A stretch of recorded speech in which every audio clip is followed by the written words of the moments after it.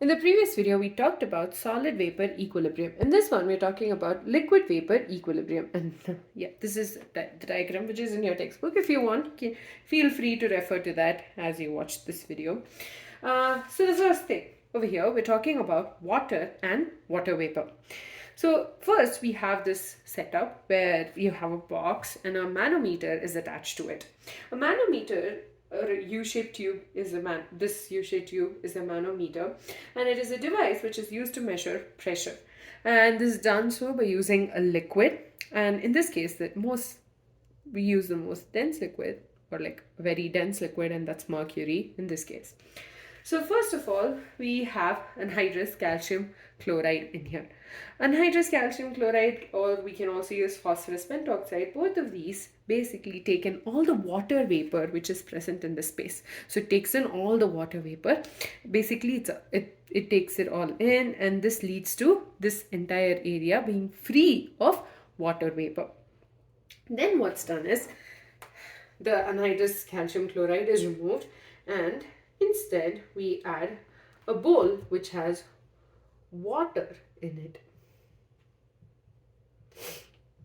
Okay, so what happens is, first of all, let's talk about it case by case. The first case, or in the first instant that we take the petri, or like the petri dish or watch glass filled with water and place it in this box, first, the number of water vapor molecules is less, right?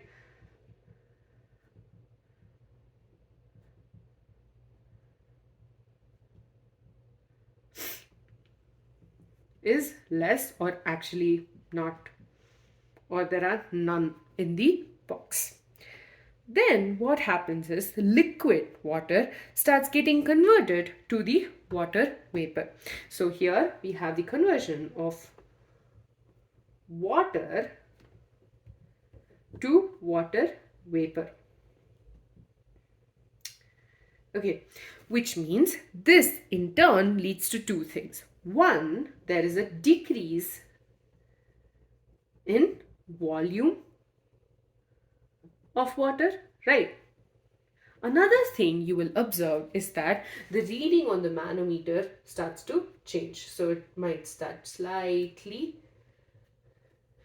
There might be a difference in the measurement, and which means that there is an increase in the pressure. So there is an increase in pressure. This basically means there is an increase in the number of water vapor molecules. And then over a period of time, what happens is the rate of increase of pressure decreases, which is basically a way of saying that there'll come a time when there is an increase in pressure, but the extent of increase of this pressure is slowly going to decrease. And then there'll come a point when there is no increase in pressure, as well as there is going to be no decrease in the volume of water. Okay, I'm going to go over all of this again. First, we had a box. We placed anhydrous calcium chloride in it. What this anhydrous, and this box is attached to a manometer. A manometer is used for measuring pressure. So initially, when we place the calcium chloride in here, what it'll do is it'll take in all the water vapor which is inside this box, and we replace that with water. And obviously in the whole replacing part of the whole thing, you will have a small amount of water vapor that could have been introduced. That's why we say less or none. So first, when you have immediately after you put the bowl of water in here, first thing you know is that the number of water vapor molecules is less, or there is almost no water vapor in the box. Next, what happens is there is a conversion of water to water vapor. Basically, an evaporation process is taking place. This will lead to two things. One, there is a decrease in the volume of water, and second, there is an increase in the pressure. Okay, this will continue, and then there'll come a point where the rate of increase of pressure will decrease, which means the volume decrease as well as the pressure increase is not happening as quickly as it did in the beginning. Okay, so it's slowing down. Next, there'll come a point where there is no further increase in pressure and no further decrease in the volume of water. And this particular case, the fourth step, is where there is equilibrium. Again, like how we discussed it for the previous one, we are going to be talking about what is happening over here. Now, in this point, like in between the liquid and the gas, there is obviously a conversion process constantly taking place, which means the rate of evaporation will be equal to rate of condensation.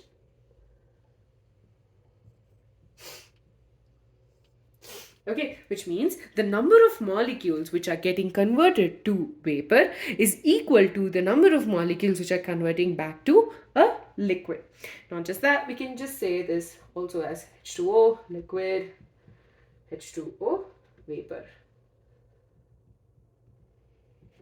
Okay, so this is where the equilibrium is reached. Now imagine, oh, 1 second before we go there.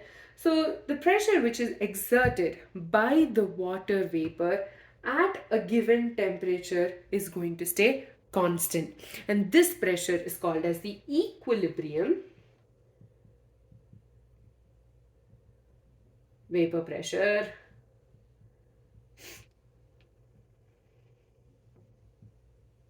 Or can just be called vapor pressure. And yes, you learned about this, I think, in chapter 5. Yes, I think in chapter 5. So the rate of evaporation is equal to rate of condensation, and the equilibrium is, at equilibrium, the pressure which is exerted by the water vapor is called as equilibrium vapor pressure or just vapor pressure. Now, when there is an increase in temperature, let's assume there is an increase in temperature, what's going to happen? Our process of conversion of water to water vapor will increase, which means the number of molecules in this area is going to be higher, and so the pressure which is exerted will also increase. So the vapor pressure increases with increase in temperature. Okay, I hope all of that made sense. Now, let's take various liquids like methanol, acetone, and ethanol. Now, when the same experiment, whatever we just did, is applied to these three, what is observed is that the vapor pressure is different for different liquids. I'll write down the vapor pressure. For example, for methanol, it's 13.2 kilopascal. For acetone, it's 30 kilopascal. And for ethanol, it is 5.95 kilopascal. So, the variation in vapor pressure also gives us an idea regarding the volatility. Okay, so if the vapor pressure is high,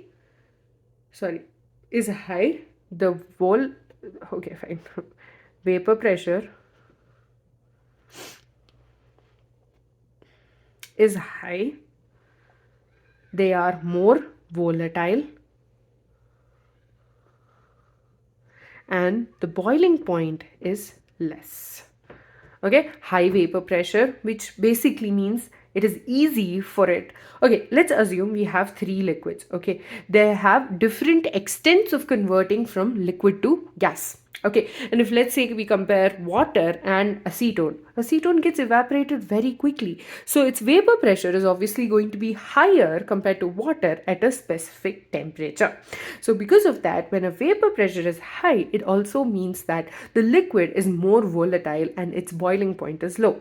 So methanol's boiling point is actually 64.7 degrees Celsius. and dissolved at atmospheric pressure. Acetone is 56 degrees Celsius, and ethanol, if you can think, would probably be higher than methanol because the vapor pressure difference. So its boiling point is 78.37 degrees Celsius. So vapor pressure actually tells us if a particular liquid is going to be volatile or not, and if it's volatile, its boiling point is going to be less. Now, till now, even in the previous video, we talked about a closed system. Let's assume we have an open system over here. What do you think will happen?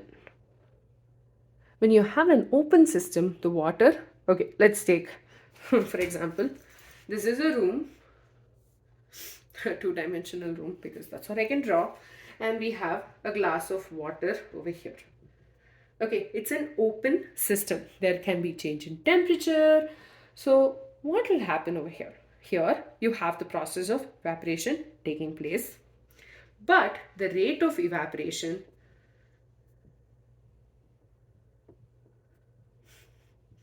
will not be equal to rate of condensation, because the water vapor which gets escaped, the water vapor that escapes will escape to the bulk of the room. So it will occupy the area of, like, the volume of the room, which means that it cannot come back to the liquid state. Here, however, we had a specific area. It was a closed area, and the water vapor molecules could come in contact with the liquid and get converted back to the liquid. This, on the other hand, is a huge room.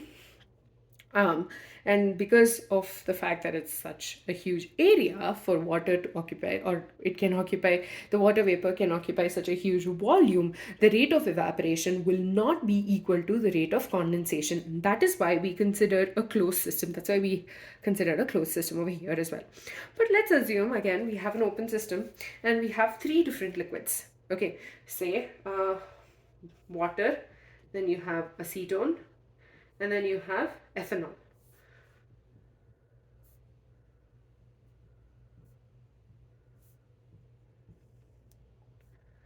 Okay, you have now the rate of evaporation. First of all of them will undergo evaporation. Okay, no matter what, if you leave it for a certain amount of time, it will undergo evaporation. But there will be a difference in the speed. For example, if we take 1 ml of each of these liquids, obviously acetone is going to undergo evaporation much quicker than ethanol and water. So it'll be acetone evaporates quickly, then you'll have ethanol, then you'll have water. Now, when there is a change in temperature, it is obviously going to be easy for these molecules to evaporate much more quickly. So evaporation as a process depends on three things: the nature of the liquid, the amount of liquid, and the temperature. So nature of the liquid, obviously the various chemical compounds, various temperature, like boiling points, various vapor pressures, various extents to which they various speeds at which they undergo evaporation. Change in temperature, obviously acetone, let's say, take for example 50, its boiling point is 56 degrees Celsius. If it's a very hot day, let's 35 degrees Celsius, then it'll undergo evaporation much more quickly than when it was much colder, let's say 20 degrees Celsius. Not just that, the amount of liquid also matters. Obviously, a larger volume of the liquid will take much more time to evaporate than a smaller volume. So it's going to say, so it is observed that water in this system, let's take for example, it is in equilibrium with water vapor at 100 degrees Celsius and at pressure 1.013 bar. At 100 degrees Celsius and 1.013 bar, there is an equilibrium between water and water vapor. And yes, 100 degrees Celsius is its boiling point. So for any liquid at this particular pressure, the boiling point is when the vapor phase and the liquid phase are in equilibrium with each other. But this depends upon altitudes. So if you're at a higher altitude, then obviously the boiling point is going to vary. So at a higher altitude, boiling point is actually lesser. So you might see bubbles if you live at a much higher altitude, but in reality, it might not be as hot as you're used to. I think that's why yeah, I think that makes sense. So that is liquid vapor equilibrium. I'm going to go through the whole thing once before I end this video. First of all, we assume this box, which is attached to a manometer. First, we placed calcium chloride, which takes in all the water vapor which is present in the box.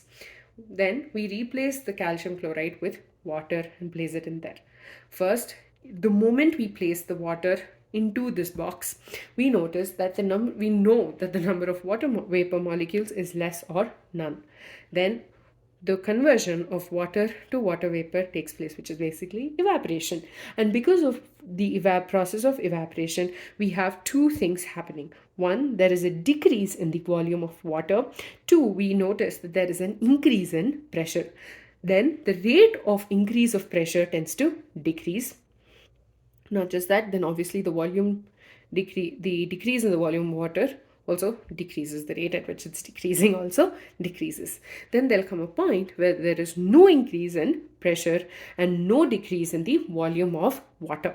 This means that the system is in equilibrium. At equilibrium, you have processes of evaporation and condensation taking place simultaneously. It is not just, oh, there's some water over there, there's water vapor, it's going to stay as it is. No. There is a process of evaporation and condensation taking place simultaneously. So at equilibrium, the pressure exerted by the water vapor is called as the equilibrium vapor pressure or vapor pressure. And vapor pressure increases with increase in temperature. So when you increase the temperature, the number of water vapor molecules also increases, and so there is an increase in pressure. So when we consider the example of three liquids, methanol, acetone, and ethanol, the vapor pressure, when in the same experiment is done, when the vapor pressure is high, the particular liquid is more volatile, and so the boiling point is low. So here we have the example of methanol, acetone, and ethanol, where ethanol has the lowest vapor pressure, which is 5.95, which means the pressure exerted by the vapor molecules at that particular temperature is low compared to acetone, which is quite high. So which means acetone is more volatile, and that's why it has a lower boiling point than ethanol. So the rate of evaporation, so the reason we've always assumed a closed system is because we wanted to see we wanted an equilibrium to reach. If we had a glass in the room and we left it open, then the rate of evaporation will not be equal to the rate of condensation, because the water vapor will occupy basically the volume of water vapor will be equal to the volume of the room itself. So it will not come in contact with the water, and it will not get converted back to the water vapor molecules. So in the end, basically you need to know that the process of evaporation depends upon three things. One is the nature of the liquid. For example, you have acetone and water. Acetone has a much lower boiling point than water, and obviously this in turn means the extent to which acetone, or the speed at which the acetone undergoes evaporation, is going to be much more quicker than water. Second is the temperature. When the temperature is high, it's easy for evaporation to take place than when temperature is low. And the third one is the quantity or the volume. So when there is a larger volume of liquid, then the evaporation will take place at a much slower rate. Or no, I'm sorry, I'll rephrase that. It will not take place at a much slower rate, but it will take quite long for the liquid to evaporate. So it is observed that for water at 100 degrees Celsius and 1.013 bar pressure, the water and water vapor are in equilibrium with each other. And so from this, it was derived that boiling point of water was 100 degrees Celsius. So for any liquid which is at 1.013 bar, the boiling point is going to be the temperature at which both the vapor as well as the liquid state are in equilibrium with each other. So we know that obviously when depending on the place, the pressure is going to change. And so at a higher altitude, when there is an increase in the altitude, there is going to be a decrease in the boiling point. and this because of the change in pressure. With that, we're done with liquid vapor equilibrium. I hope you understood this, and if you did not, or if you have any clarifications or any doubts or anything of that sort, do feel free to comment below. In the next video, we'll be talking about solid vapor equilibrium.